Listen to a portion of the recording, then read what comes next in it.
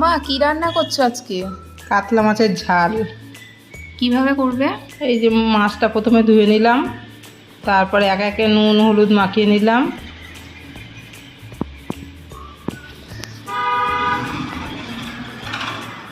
তো কড়াইটা বসালাম গ্যাসে, তেল দিলাম। তেলটা গরম হয়ে গেলে একে একে মাছগুলো দেব।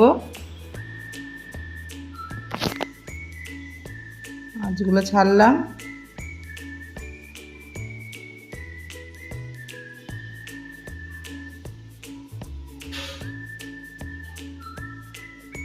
মাছগুলো ভাজা হয়ে গেছে, এবার তুলে নিলাম।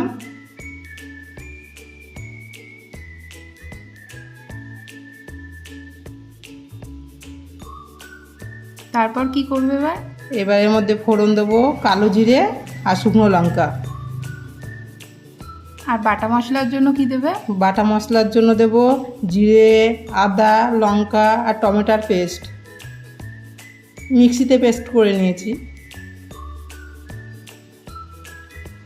এবার নাড়াচাড়া করে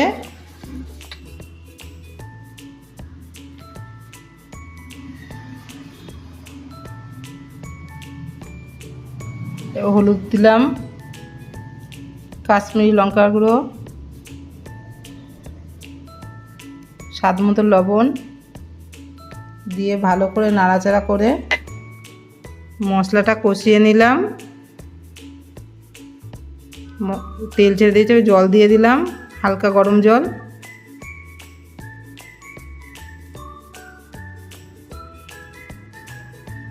ঝোলটা ফুটে গেছে, এবার মাছগুলো দিয়ে দিলাম।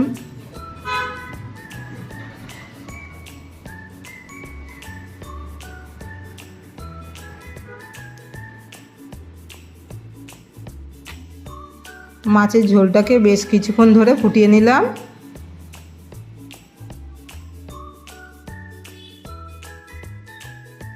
মাছের ঝোলটা হয়েই গেছে, এবার নামিয়ে নেব।